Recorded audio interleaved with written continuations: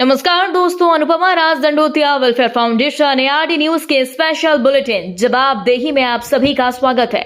दोस्तों, आज हम जवाबदेही में बात कर रहे हैं देश की सबसे बड़ी पार्टी कांग्रेस के पूर्व 2 राष्ट्रीय अध्यक्ष, वर्तमान राज्यसभा और लोकसभा सांसद सोनिया गांधी, राहुल गांधी की, जिन पर मोदी की ईडी के द्वारा मनी लॉन्ड्रिंग जैसे घोटाले का आरोप लगाकर जो खेला किया गया था, उस पर आज सोनिया गांधी के वकील अभिषेक मनु ने कोर्ट के सामने बड़ा खुलासा कर दिया। जी हां दोस्तों, आज सोनिया गांधी, राहुल गांधी नेशनल हेराल्ड मामले में आरोपों का सामना कर रही हैं।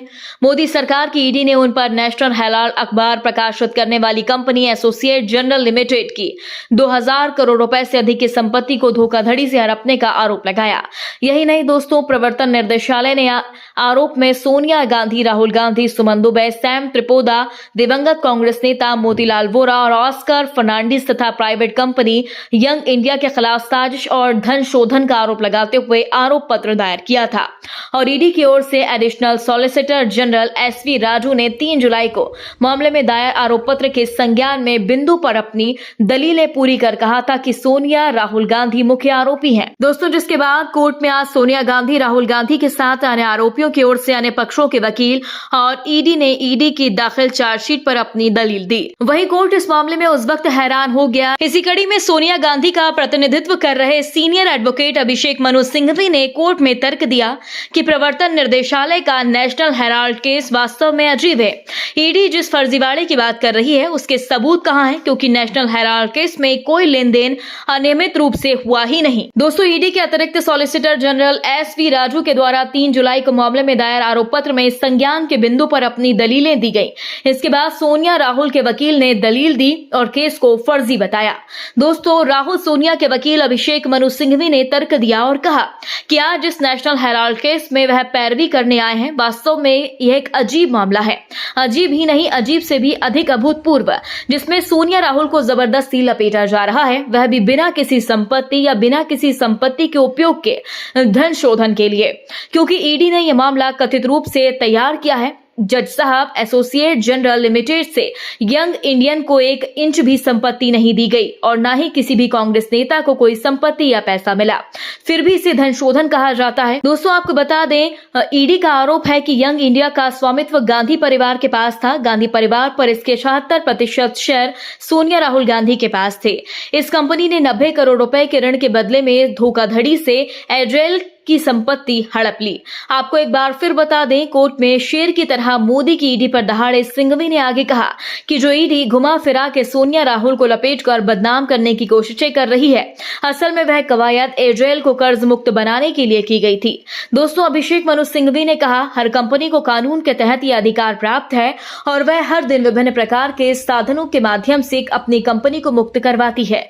इसलिए आप कर्ज को लेकर उसे किसी अन्य इकाई को सौंप देते हैं। इस प्रकार ये कंपनी कर्ज मुक्त हो जाती है। उन्होंने कहा कि यंग इंडियन एक नॉट फॉर प्रॉफिट कंपनी है। इसका मतलब है कि ये कंपनी डिविडेंड अपने शेयर धारकों को लाभांश नहीं दे सकती, यह भत्ते नहीं दे सकती, वेतन नहीं दे सकती है, बोनस नहीं दे सकती, यह कुछ भी नहीं दे सकती। दोस्तों, अभिषेक मनु सिंघवी ने आगे कहा कि केवल लाभांश पर अधिकार मिला था तथा एड्रेल की संपत्तियों पर कोई ब्याज नहीं बनाया गया। फिर गांधी परिवार और यंग इंडियन को एड्रेल का प्रॉक्सी रूप कैसे माना जा सकता है?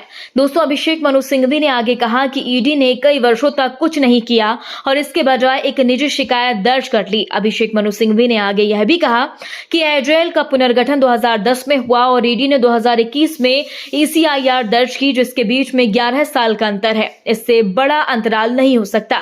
निजी शिकायत सुब्रमण्यम स्वामी के द्वारा दायर और ECR में कोई भी 8 साल का अंतर है। वहीं अभिषेक मनु सिंघवी के इस तर्क पर कोर्ट ने भी सवाल किए। दोस्तों, कोर्ट में न्यायाधीश ने सवाल किया कि क्या कांग्रेस पार्टी को ऋण माफ करने का अधिकार है? नेशनल हेराल्ड के विषय में जो प्रक्रियाएं हो रही हैं वो कुछ भी नई नहीं है, इसलिए क्योंकि जब ये केस शुरू हुआ था तभी हमने बड़ा स्पष्ट किया था कि ये बड़ा विचित्र केस है जो शुरू किया गया है बिना किसी 1 रुपये के स्थानांतरण हुए, बिना किसी 1 पैसे की प्रॉपर्टी के स्थानांतरण हुए।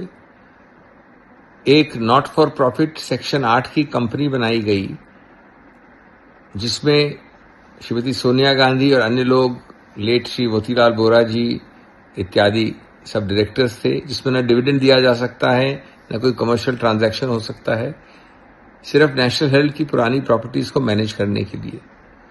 उस पर एक मनगढ़ंत झूठा केस रचा गया है। उसी प्रक्रिया में एक श्रृंखला में ये एक और चीज हुई है, जो चार्जशीट फाइल हुई है, जो प्रक्रिया होती है। शुरुआत से इसका पूरी तरह से कानूनी रूप से नियंत्रित रूप से सामना किया जा रहा है, और मैं बताना चाहता हूं कि ये एक फेक केस है जिसमें कोई भी तथ्य नहीं है, निराधार है, और अंततोगत्वा इसमें कोर्ट्स ये स्पष्ट करेंगे। अभी सिर्फ एक कानूनी प्रक्रिया चल रही है और इसको एक राजनीतिक प्रतिशोध की भावना से किया जा रहा है, जो दर्शाया जा रहा है। जिसके जवाब में सिंघवी ने कहा, कानून में कोई सामान्य प्रतिबंध नहीं है जो किसी व्यक्ति को ऋण वसूली से रोकता हो। कानून ऋण को अपने अधीन लेकर नॉन परफॉर्मिंग एसेट को समाप्त करने को प्रोत्साहित करता है। जैसे मान लिया जाए कि एयरटेल का ऋण टाटा या बिरला ने लिया था, तो क्या टाटा और बिरला पर मनी लॉन्ड्रिंग का आरोप लगाया जा सकता है? इस तरह तो पूरी अवधारणा ही ध्वस्त हो जाएगी। गैर लाभकारी कंपनी के मामले में मनी लॉन्ड्रिंग का केस करना उनके पागलपन का परिणाम है, वह भी सत्ता के लिए मिलॉर्ड। राजनीति सर्वोच्च हो जाती है और कानून अंतिम हो जाता है, तो यही होता है। अब इस मामले में कार्यवाही 5 जुलाई यानी आज भी बहस जारी रहेगी। अगले बुलेटिन में पूरी बहस को लेकर आपके सामने फिर आएंगे। तब तक के लिए नमस्कार, जय हिंद।